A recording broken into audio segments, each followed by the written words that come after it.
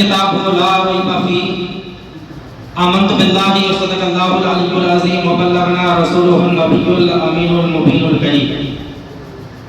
ونحن ولا ذلك من الشاهدين والشاكرين والحمد لله رب العالمين بلغ العلا بكماله كشف الدجى بجماله حسنت جميع خصاله صلوا عليه وآله عشق و محبت کا وہ امام جسے دنیا امام اہل سنت امام احمد رضا کے نام سے جانتی ہے، وہ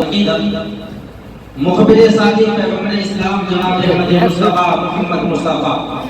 صلی اللہ علیہ وسلم کی بارگاہ بسملہ میں اپنی غلامی کا ثبوت دیتے ہوئے بلند آواز سے درود پاک پڑھیں اللہم صلی علی محمد بارک وسلم صلاۃ و سلام علیہ یا رسول اللہ صلی اللہ علیہ وسلم۔ لائق عزت تعظیم و تکریم ہے یہ حفاظ کرام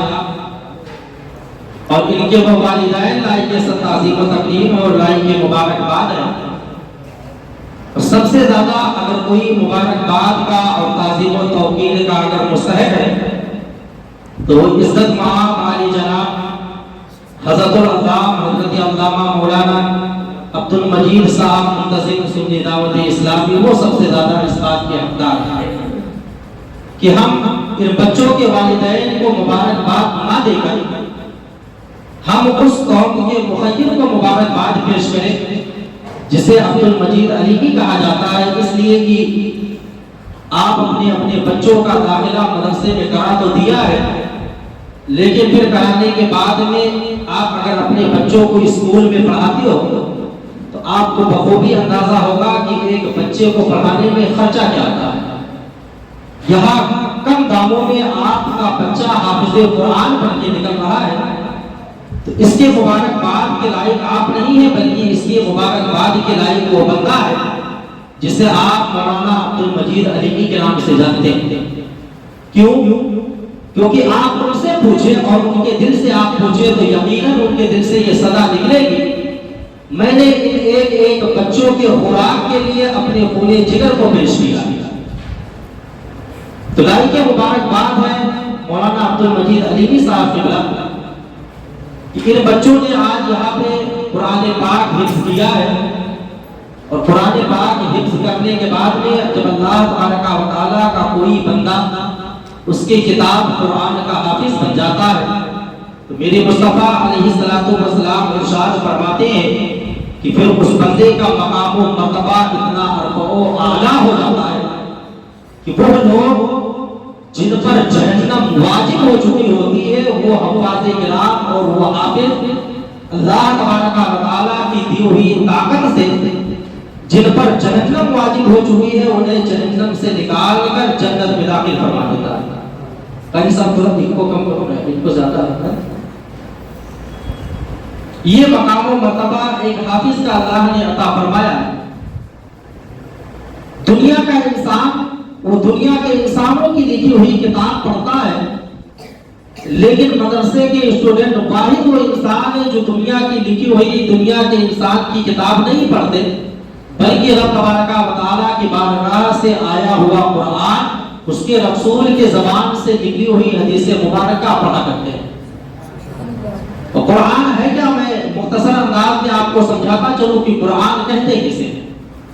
سب سے پہلے آپ یہ سمجھ لیں کہ جو لفظ القرآن ہے یہ اسم معرفہ علم ہے، اور یہ بعض ہمارے مفسرین نے فرمایا ہے کہ یہ قراءت سے بنا ہے، بعض لوگوں نے کہا ہے کہ یہ قراءت سے بنا ہے، اور بعض لوگوں کی تعبیر یہ ہے کہ یہ قلم سے بنا ہے۔ اگر تینوں کو آپ بیک وقت مراد لیتے ہیں تو گویا قرآن علم و ہنر کا ایک خزانہ، علم و تعلیم کا، دنیا کے علوم و فنون کا، دنیا کے قاعدے اور قانون کا ایک معمہ اور مرکز آپ کو نظر آئے۔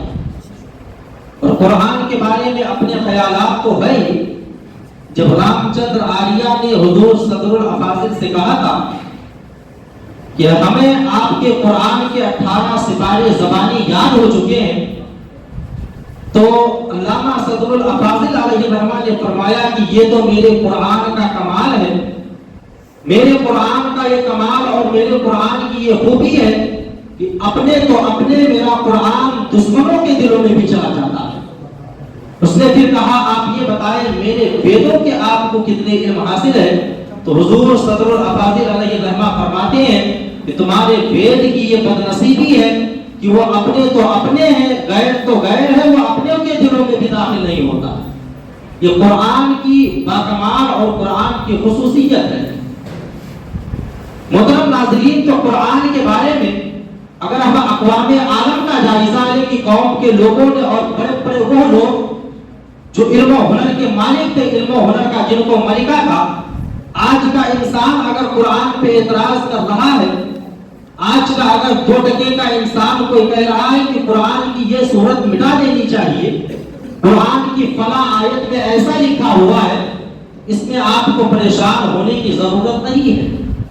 اس لیے کہ یہ 2 ٹکے کا انسان جس سے کچھ نہیں آتا، نہ ہی یہ علم قرآن کو جانتا ہے، نہ ہی اپنے مذہب کی تعلیم کو جانتا ہے، اس لیے یہ قرآن پہ بھوکتا ہے۔ لیکن وہ انسان جس نے دنیا کو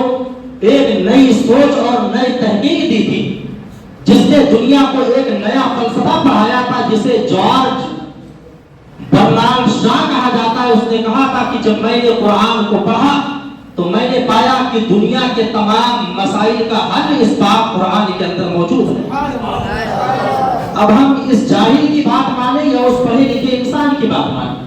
آپ کو جاہلوں کے بات پہ توجہ دینے کی ضرورت نہیں ہے۔ کئی سالوں سے ہمارے وطن عزیز کے اندر بھی یہ ہوائیں چل رہی، لیکن ایسے جاہلوں کی باتوں پر آپ کو دھیان دینے کی ضرورت نہیں ہے۔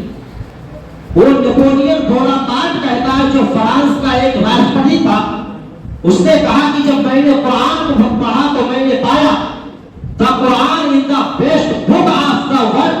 all people for all problems of society۔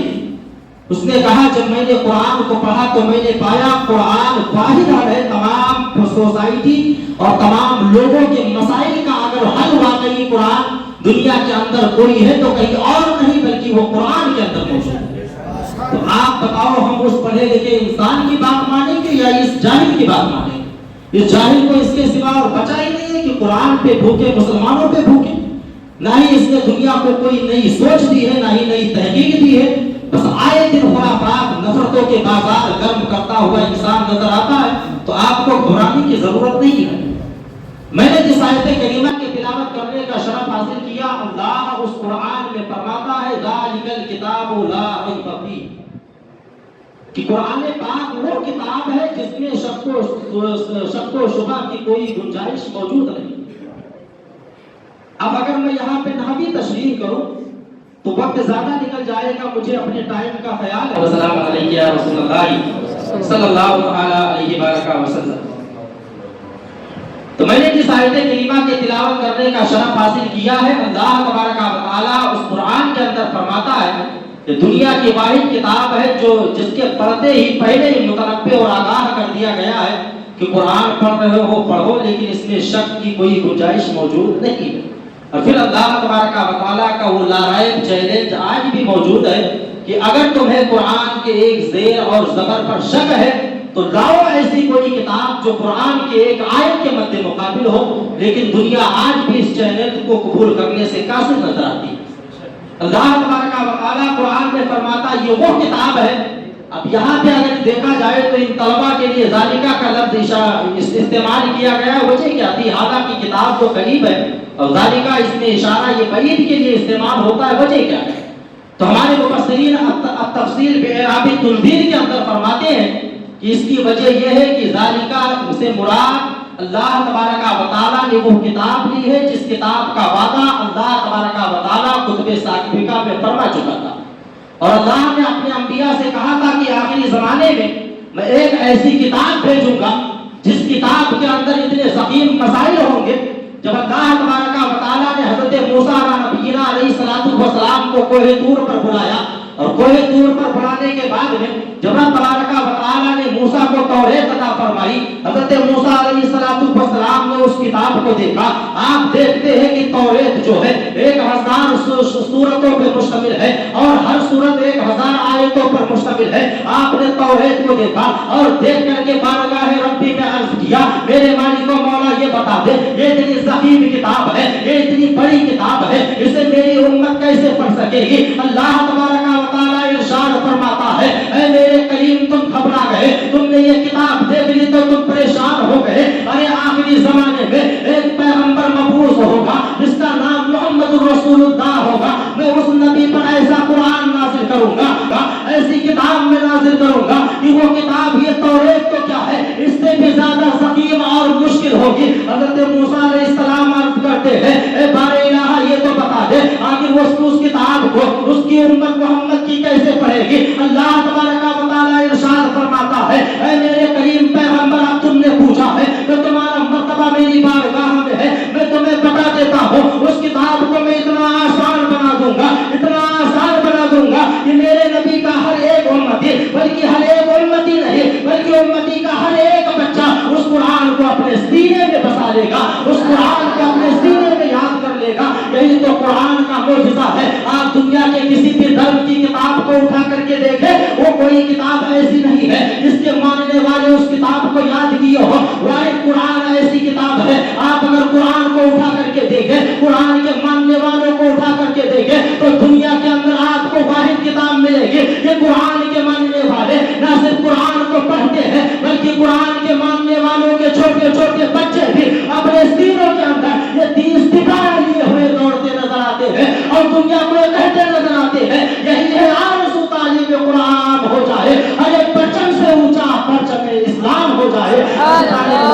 तो कुरान का ये मौजज़ा है और अल्लाह तबारक व तआला ने इस कुरान को मर्तबा अता फरमाया है कि कुरान का मर्तबा तो बहुत दूर की बात है। अल्लाह तबारक व तआला के रसूल इरशाद फरमाते हैं और मेरे रसूल ने इरशाद फरमा दिया, वो रसूल जिनकी बातों में झूठ की गुंजाइश भी नहीं है, इनके बारे में कुरान कहता है वमा यंतिकु अनिल हवा इन हुवा इल्ला वहयु यूहा, यानी ये महबूब अपने पास से कुछ नहीं कहते बल्कि जो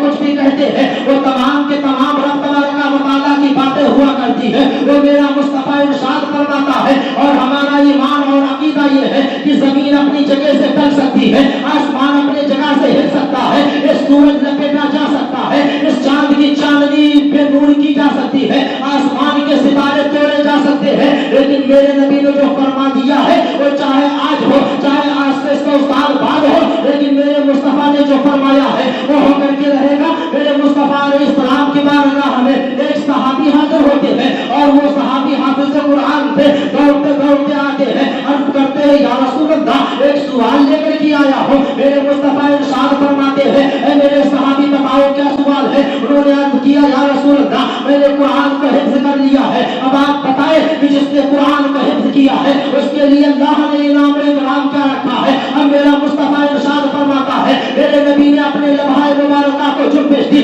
और मेरे मुस्तफा इरशाद फरमाते हैं अगर तुम हुफ़ाज़ की शान सुनना चाहते हो तो सुनो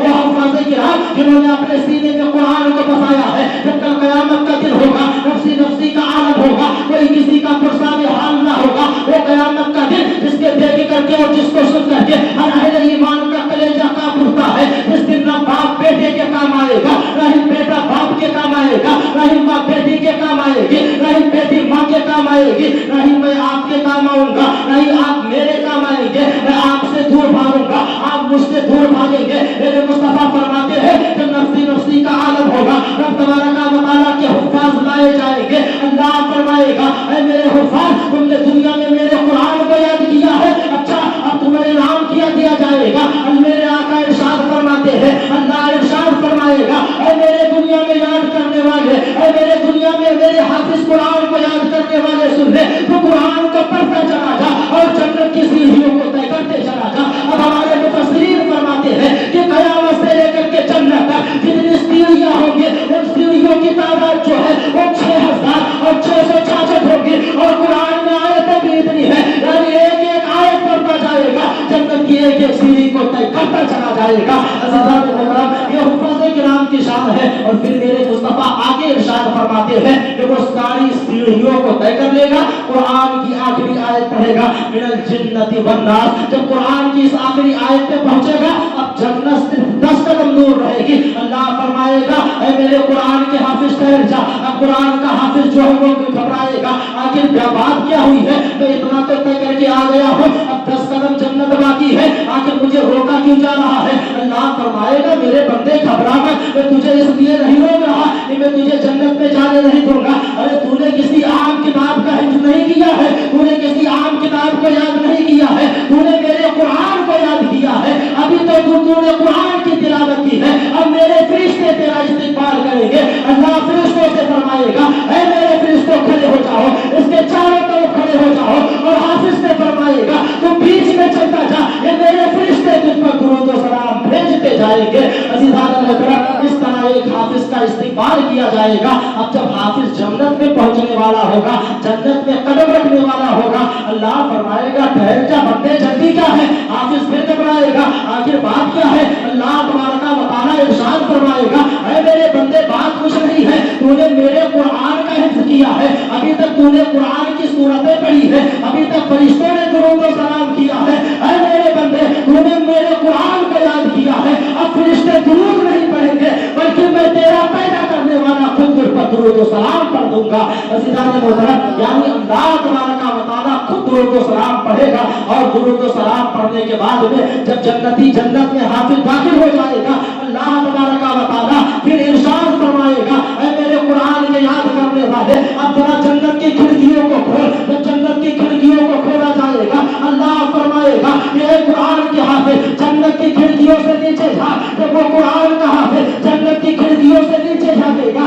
क्या देखेगा, एक जहन्नम की आग है, इसमें बहुत सारे लोग डाले गए हैं, किसी के होठों को काटा जा रहा है, किसी को तरह तरह से अज़ाब दिया जा रहा है, किसी को तरह तरह से अज़ियत दी जा रही है, किसी को तरह तरह से सताया जा रहा है। हाफिज ये मंजर देखकर पीछे खिसक आएगा और रब की बारगाह में अर्ज करेगा, मालिको मौला, हमारे लिए जन्नत काफी है, हमें बाहर का मंजर नहीं चाहिए। अल्लाह फरमाएगा, बंदे परेशान होता है, अरे पहले जहन्नम में झांक करके देख और जरा देख ले, अगर कोई तेरे पहचान का हो तो इशारा तो करते जाना, उसे जन्नत में मैं दाखिल करते चला जाऊंगा।